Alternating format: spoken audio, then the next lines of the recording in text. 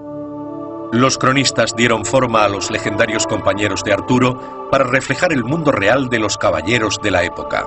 Y cuando los auténticos caballeros comenzaron a asumir los relatos sobre Arturo, la vida en la corte empezó a imitar al arte. Las crónicas artúricas parecen perfectas. La gente las usaba para expresar lo que era la caballería. La corte ideal, el rey perfecto, los mejores caballeros del mundo, la forma en que se comportaban. Y ellos hacían lo mismo. La fraternidad de caballeros nobles y justos encontró su mayor expresión en la legendaria Mesa Redonda. La mesa redonda es el más utópico de todos los objetos relacionados con la historia de Arturo. Es una mesa hecha para acomodar a todos sus miembros, para que ninguno estuviera más alto que otro. Aunque Arturo era el rey, todos los caballeros tenían voz y podían ser escuchados. La mesa redonda se remonta a antiguas guerras. Algunos investigadores afirman que los soldados celtas se reunían en círculos de fraternidad por las mismas razones que los legendarios caballeros de Arturo. Pero la gran mesa de madera del mito es pura ficción. Creación de poetas franceses poco después de que el Arturo de Godofredo barriera Europa. La mesa redonda aparece alrededor del año 1200 y es producto de autores franceses. No sabemos en qué se inspiraron. Probablemente los relatos de los bardos de la Edad Media. Esos bardos del siglo XII llevaban en su repertorio historias sobre reuniones de soldados que darían lugar a la leyenda de los caballeros de la Mesa Redonda. En el mito, la Mesa Redonda actúa como un imán, reuniendo a héroes e historias de todas las tierras. La leyenda siguió creciendo en los siglos XII y XIII y empezaron a aparecer nuevos personajes. El núcleo de la Mesa Redonda se construyó sobre tres antiguos nombres galeses, Cai, Bedwyr y Gwalchmai. Cai, un pícaro soldado en el mito galés, se convirtió en Ser Kay, el legendario hermano adoptivo de Arturo. Bedwyr, un espadachín galés, terminó siendo Ser Bedivere, portador de la espada del rey. El mejor amigo de Arturo, Gwalchmai, de la palabra galesa para halcón, se convirtió en el temerario sobrino de Arturo, Ser Gawain. Gawain es el James Bond de los siglos XII y XIII. Se le admira hasta un punto, pero para un buen cristiano, ciertos comportamientos serían tan reprobables como los de Bond en algunos terrenos. Era demasiado libertino con las damas. Mientras se confundían siglos de historias francesas e inglesas, aparecía un híbrido de personajes que transformarían la leyenda de Arturo en una tragedia épica. La novia de Arturo, Gunemara en la tradición galesa, se convirtió en su hermosa pero infiel reina, Ginebra. En la pobre reina Ginebra están incluidas todas las historias de reinas y mujeres. Al principio era una princesa noble, pero terminó siendo la reina adúltera. De Francia llegó el gran caballero de toda la recreación, el querido amigo de Arturo y torturado rival, el amante de la reina, Lancelot del Lago. En Lancelot se aúna todo lo que la cultura representa en un hombre. El comportamiento masculino con la capacidad de ser un demente en el campo de batalla, pero también un hombre contenido en la corte.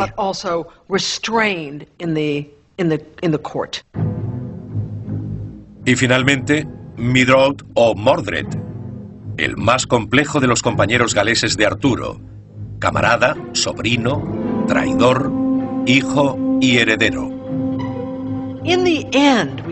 Al final, lo que tenemos es la historia de una familia desmembrada, de unos amigos enemistados, de Gawain luchando contra Lancelot, de Mordred conspirando para destruir a Arturo.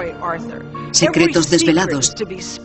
Todo lo que mantenía a la civilización controlada y contenida se convierte en una miseria infinita. Arturo y Mordred enfrentados en un duelo mortal. Lancelot y Ginebra atrapados en un amor adúltero. Una tragedia gótica con la mesa redonda como punto de partida y el castillo más poderoso de la cristiandad como escenario, la legendaria ciudadela de Camelot.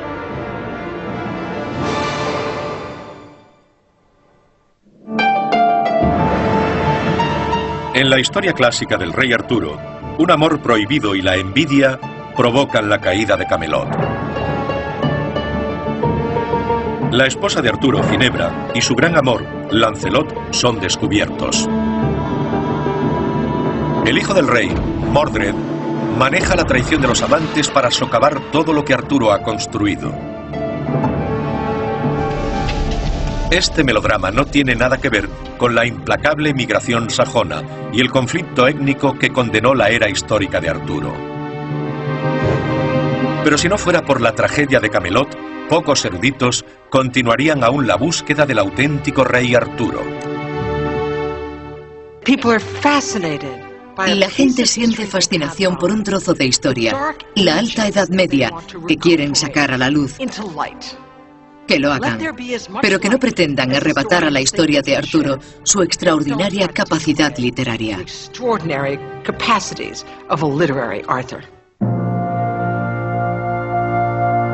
La peligrosa relación de Lancelot y Ginebra revela cómo los autores medievales convirtieron antiguos mitos britanos en la ficción romántica de Camelot. Irónicamente, Camelot ni siquiera es un nombre inglés, sino una innovación de escritores franceses. El nombre Camelot posiblemente sea una invención del poeta francés del siglo XII, Chrétien de Troyes. Fue el primero en usar ese nombre. Hubo escritores que escucharon canciones y mitos recitados por los bardos y los incorporaron a sus cuidadas y refinadas obras. Los poetas franceses concibieron Camelot como el escenario del impulso del código moral de comportamiento medieval, la caballería. Y la estrella del espectáculo ni siquiera era el rey inglés, sino el caballero francés Lancelot del Lago. Lancelot es una creación de la cultura cortesana de la Francia del siglo XII, un personaje puramente literario.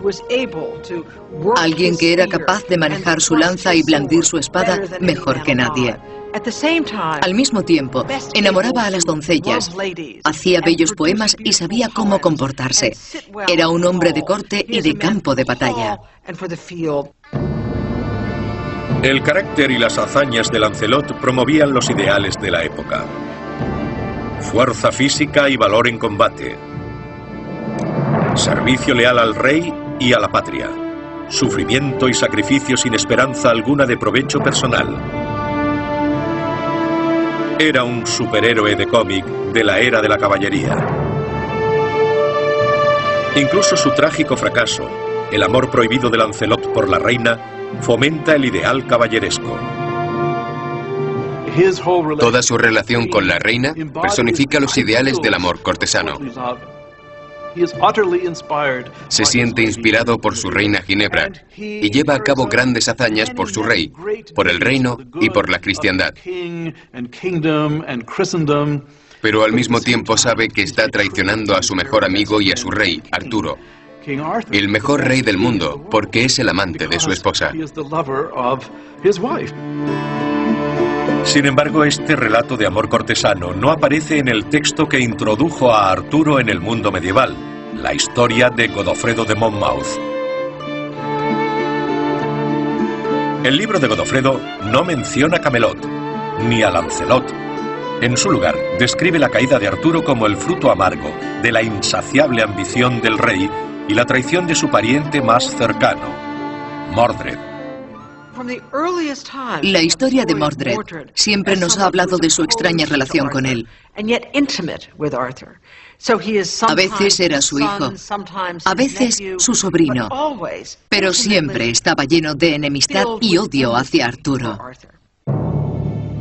En la historia de Godofredo, el camino a la perdición comienza con la búsqueda más audaz de Arturo, una misión para conseguir las glorias de la ciudad santa de Roma. Según Godofredo, el emperador romano dio a Arturo un ultimátum. Britania tenía que pagar tributo a Roma. Reacio a inclinarse ante un emperador, Arturo reunió a sus ejércitos para una cruzada. Marcharemos sobre Roma y la tomaremos. Y todo el oro, la plata y otras riquezas de los vencidos serán vuestras. El rey marchó a Roma, dejando atrás a Mordred como el hombre más poderoso de Britania. Pero en vez de defender el reino, Mordred hizo un pacto con los enemigos de Arturo y se apoderó del trono.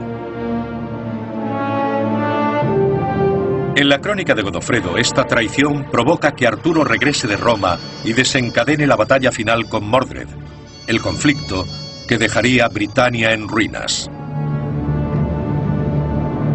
300 años después, Sir Thomas Malory retoma la historia. Combina relatos de poetas franceses con la crónica de Godofredo.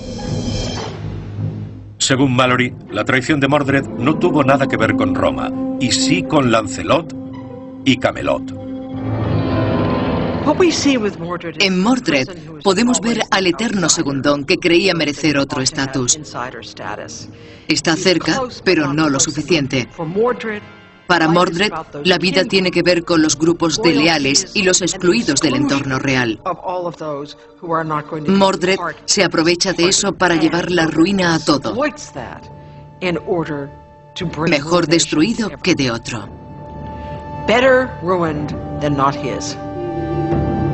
El libro de Malory describe un melodrama clásico, en el que Mordred interpreta a la serpiente del jardín, al taimado informador que revela la pasión prohibida entre Lancelot y la reina.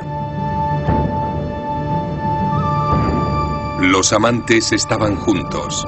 Entonces llegó Ser Mordred y gritó para que le oyera toda la corte: «Traidor, sal de la cámara de la reina». No fue un simple acto de adulterio. Socavaba los cimientos del Estado. Explica la caída del reino artúrico, a pesar de ser el Estado ideal, porque tenía ese trágico defecto. El rey tuvo que condenar a su amada reina a ser quemada en la hoguera por su pecado mortal. La naturaleza heroica de Lancelot le lleva a arriesgarlo todo por salvar a Ginebra de las llamas. El rescate de la reina desencadena la guerra civil, un amargo y devastador conflicto orquestado por Mordred. La mesa redonda y Camelot estaban condenados. Los malvados planes de Mordred y la obstinada ceguera de Arturo desencadenaron la batalla final, Camlan.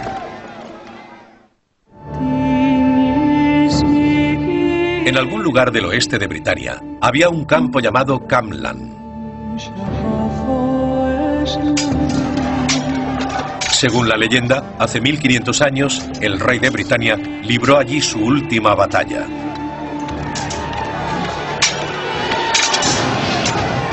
Pero a diferencia de Badon Hill, el otro momento crucial de la historia artúrica, la batalla de Camlan no deja rastro en el tiempo. Solo aparece 300 años después en una críptica línea de una crónica galesa. Annales Cambria. El conflicto de Camlan, en el que murieron Arturo y Mordred, provocó la devastación de Britania. El Annales Cambria nos da las fechas de Badon y Camlan, la supuesta última batalla entre Arturo y Mordred. Pero el texto nos permite interpretarlos como aliados en vez de como enemigos. No nos da una interpretación clara. Este breve y confuso relato se convertiría con los siglos en una mítica fábula del bien y el mal.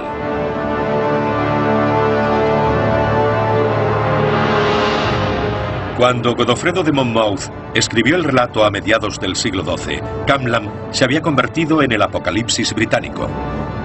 Mordred, el más valiente de los hombres, decidió conquistar o morir. Arturo reunió a su ejército y exhortó a sus hombres a la destrucción total del traidor. Los escritores artúricos posteriores describieron la batalla de Camlan como una guerra civil. Una batalla en la que los britanos se volvieron contra ellos mismos y en la que el personaje de Mordred traiciona a Arturo, provocando así su fin. Tras 1000 años de mitos, Sir Thomas Malory consagraría la batalla como un detestable enfrentamiento entre padre e hijo. Este peligroso duelo marca el fin de una historia que nunca salió del todo de la sombra del mito. El Arturo histórico es interesante para la gente que quiere rellenar los huecos vacíos, que se siente obligada a completar los vacíos de la historia. Sin embargo, para una historiadora como yo, el interés está en las historias que no se pueden llenar. El modo en que cada era quiere un Arturo que encaje con sus propias sensibilidades. El Arturo que conocemos hoy, el cuento tejido por Malory en el siglo XV, fue escrito cerca del fin de la era medieval, en un país devastado por la guerra civil y bombardeado por los cambios tecnológicos.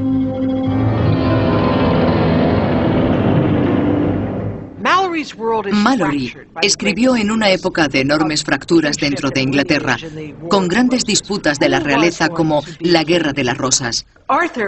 ¿Quién iba a ser el rey de Inglaterra?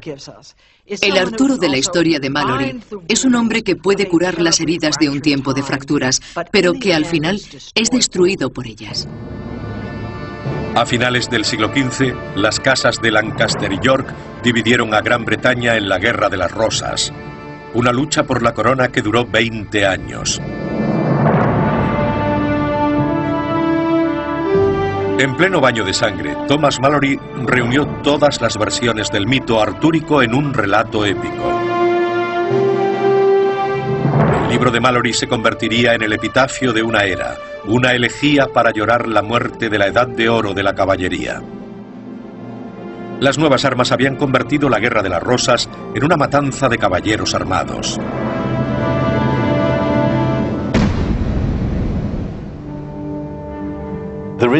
Fue entonces cuando se introdujo la pólvora. Por muy buena que sea la armadura, ningún hombre puede soportar la bala de un mosquete. El soldado, tal y como lo conocíamos, estaba en peligro. Todo su estatus en la sociedad dependía de que fuera un buen guerrero. Los caballeros perdieron sus características en el campo de batalla, pero también su estatus social. Sin embargo, en el relato de Malory, la Edad de Oro de los caballeros termina con el duelo suicida entre Arturo y Mordred. El rey corrió hacia Ser Mordred gritando: «Traidor, ha llegado la hora de tu muerte».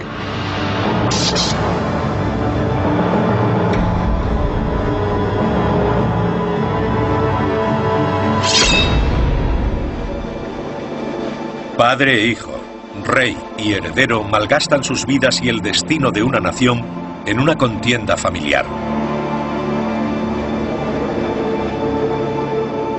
Pero en el mito el rey nunca muere. Mortalmente herido, Arturo es transportado dormido a través del tiempo a la isla de Avalon. La promesa eterna de Avalon es que Arturo regresará algún día cuando Britania vuelva a necesitar a su rey. Proviene directamente del Valhalla. Es la misma historia. No hay que buscar la isla de Avalon frente a las costas de Britania como dicen los monjes. No tiene sentido. Es como buscar el jardín de Alá o el Valhalla. Es el paraíso. La búsqueda de Arturo, de los hechos históricos de la leyenda, se ha dilatado a lo largo de 1500 años. Después de 15 siglos, puede que el rastro se haya borrado. Pero incluso hoy se puede captar un atisbo del hombre que hay detrás del rey. La aventura más temeraria de Arturo, su misión de restablecer Roma, ha ofrecido recientemente a los historiadores una nueva y tentadora pista. Hay un rey británico bien documentado que hizo ciertas cosas atribuidas a Arturo, como llevar un ejército al continente. Vivió en el mismo periodo. En mi opinión, podría ser el Arturo original tanto como cualquier otro. Este último modelo de Arturo ha aparecido en los últimos años a partir de estudios de antiguas crónicas romanas. A finales del siglo V, representantes del imperio suplicaron a los britanos rescatarlos del ataque de los bárbaros. Un rey llamado Riotamus respondió al llamamiento de Roma. El emperador pidió ayuda a los britanos. Su rey Riotamus llegó de Britania con 12.000 hombres cruzando el mar.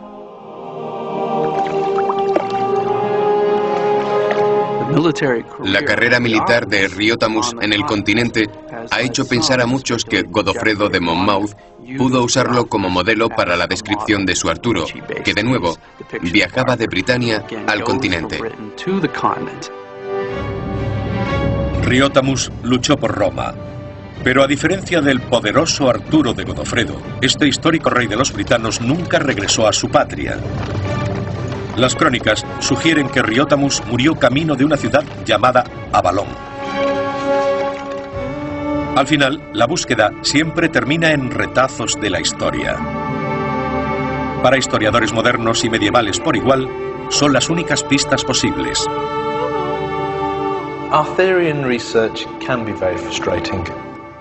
Tenemos un puñado de fuentes que no nos proporcionan suficiente información. No nos dan suficientes fechas para continuar. No estamos seguros de dónde ocurrió. Eso resulta frustrante en muchos sentidos, pero también lo hace más emocionante. Los hilos de la historia artúrica se han entrelazado a partir de innumerables fuentes, desde la tradición céltica y la gloria de Roma, pasando por las odas de la Edad Media y la llegada de los sajones, hasta los ecos de la conquista normanda y la Guerra de las Rosas. Pero la búsqueda de un único personaje histórico, en la raíz de la leyenda, resulta confusa. Hay tres posibilidades. Una es que nunca existiera un Arturo en la historia. La segunda es que hubiera un personaje llamado Arturo, pero que aún no le hayamos identificado. Y la tercera, que Arturo fuese una figura compuesta, hecha de elementos de personajes históricos y legendarios.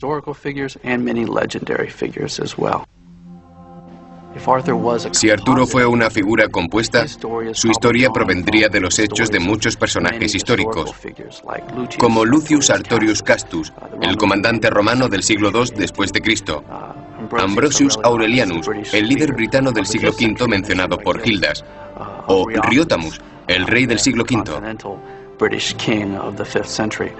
Todos ellos hicieron cosas atribuidas a Arturo. Al final, todos ellos pueden dar forma al verdadero Arturo. Realidad o ficción, nadie puede negar el poder de Arturo, rey de los britanos. Su leyenda propició el auge de la caballería. Su legado forjó la historia de Inglaterra. Y todo el que sueñe con un mundo justo y glorioso puede buscar la inspiración en Arturo. Sobrevivió durante siglos como un gran héroe.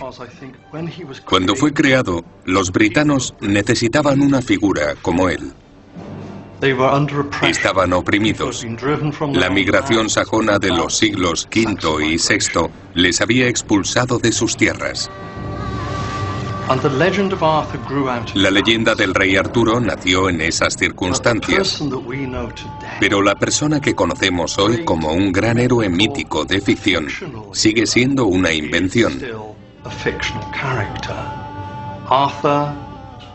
Arturo ha sido, en efecto, una de las grandes novelas de ficción jamás escritas.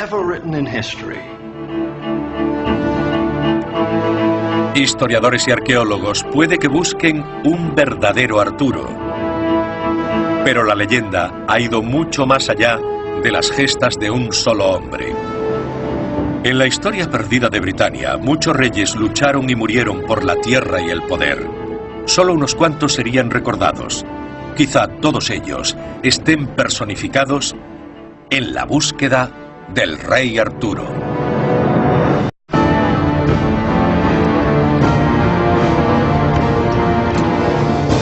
En plena Alta Edad Media, una época de convulsas migraciones y de brutales guerras étnicas, nació una leyenda. Un relato de héroes, la historia de un poderoso rey, su fraternidad de nobles caballeros y su cruzada para construir un mundo perfecto. Pero, ¿la leyenda fue real? ¿Existieron esos héroes?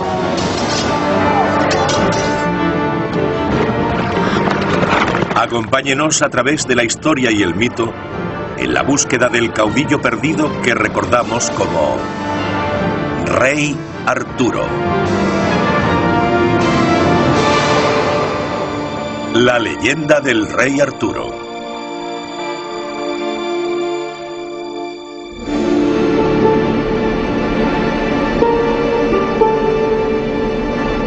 Durante más de un milenio, los bardos británicos han cantado al gran Arturo,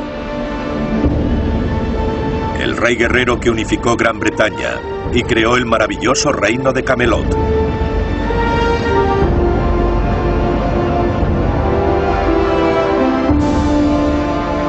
El rey Arturo y sus caballeros de la Mesa Redonda encarnaron los altos ideales de la caballería. Héroes dispuestos a sacrificar sus vidas por honor o por amor. Y por su país.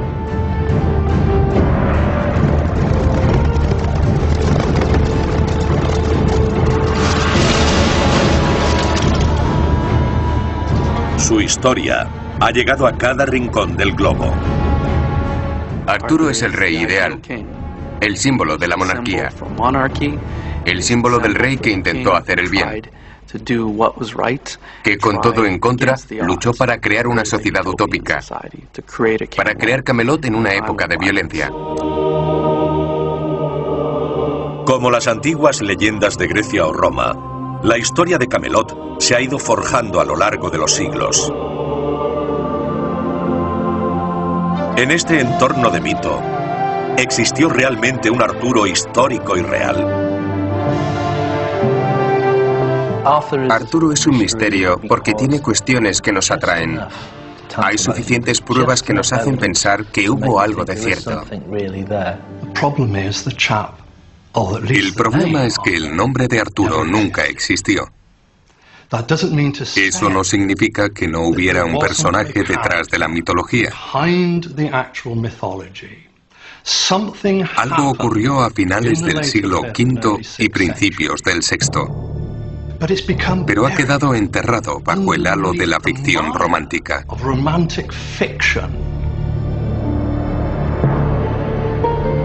Nuestra búsqueda comienza en el año 1469, cuando un empobrecido caballero inglés se disponía a escribir la historia del mayor rey de Britania. Se llamaba Sir Thomas Malory. Su libro, Le Mort d'Arthur, consagraría para siempre la historia del rey Arturo. El relato de Malory comienza con una Britania dividida y sin líder. Los príncipes rivales están al borde de la guerra civil. Todos reclaman la corona del último rey, Uther Pendragon.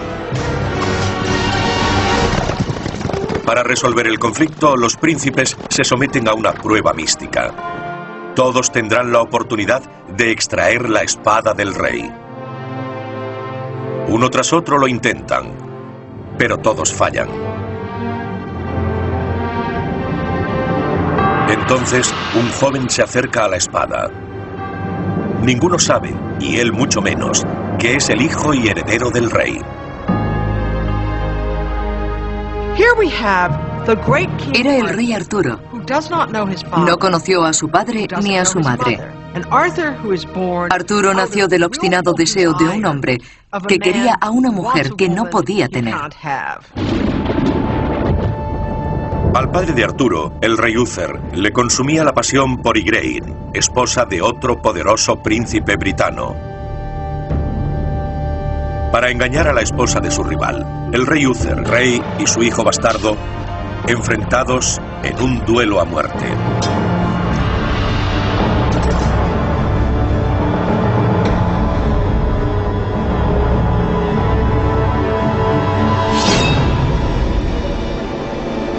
Fatalmente herido, el cuerpo de Arturo es transportado espiritualmente por mar.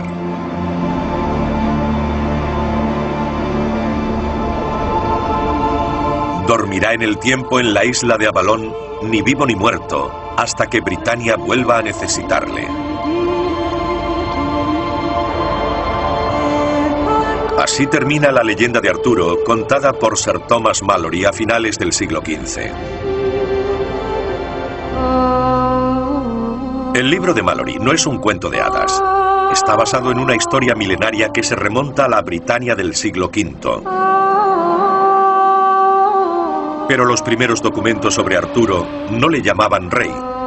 Y hasta los siglos XII y XIII estas historias no hacían mención de ninguna mesa redonda o de Camelot. A medida que nos remontamos en la historia, la figura de Arturo se hace cada vez más insignificante, menos importante. Si seguimos hacia atrás, llega un momento en que la única fuente que tenemos ni siquiera lo menciona. La gente del siglo XII creía que había existido y que seguía ejerciendo algún tipo de influencia política. Pero los historiadores que no creemos eso, ¿cómo descubrimos la procedencia de este Arturo? La historia del rey Arturo no es el relato de un solo hombre o un momento de la historia. Descubrir la verdad oculta tras la leyenda requiere una búsqueda en el tiempo para explorar cómo el gran icono del pueblo britano creció y evolucionó a lo largo de los años. La verdadera historia de Arturo es la historia de Britania. La historia de cómo una isla céltica se convirtió en una provincia romana, en reino sajón, en territorio normando y finalmente en una nación unida y poderosa. En el centro de la búsqueda, más allá del mito de Camelot, yace el recuerdo de un antiguo príncipe guerrero, el héroe que salvó a Britania en rey, pero su corazón pertenecía a la reina Ginebra. Su amor abriría la puerta a un caos total. La historia de Lancelot y Ginebra es tan fuerte y dolorosa que no hay forma de aunar la pasión amorosa de ambos con su fidelidad al rey. Según la leyenda, la lujuria también había consumido al propio rey. De joven, Arturo mantuvo relaciones con la mujer de otro hombre, Lady Morgana.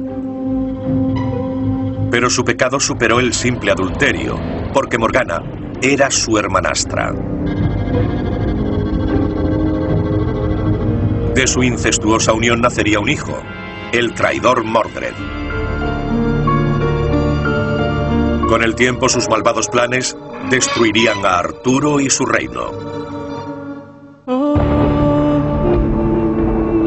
Según el libro de Malory, el fin de Camelot comienza una trágica noche cuando Ginebra y Lancelot caen por fin víctimas de su pasión. Mordred les tiende una trampa. El gran héroe de Camelot debe luchar contra sus amigos caballeros para escapar con vida.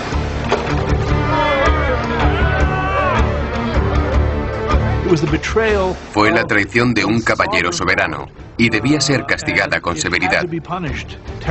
La propia Ginebra era culpable de esa traición. Con el corazón roto, Arturo debe condenar a su reina a ser quemada en la hoguera. La víspera de la ejecución, un hombre acude a salvar a Ginebra: Lancelot. El rescate de la reina rompe la hermandad de la mesa redonda. En el caos posterior, Mordred reúne un ejército y disputa el trono a su padre, el rey.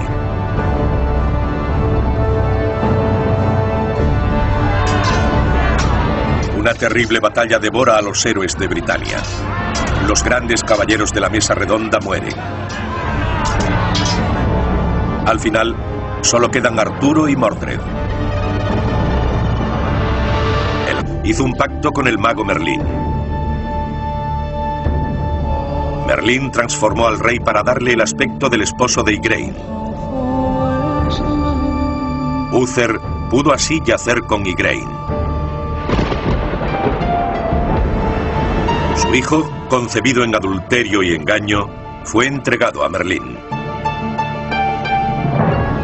El rey Uther moriría en los violentos conflictos posteriores, pero su heredero sobreviviría, hasta que un día pudo hacerse con una espada y con su destino.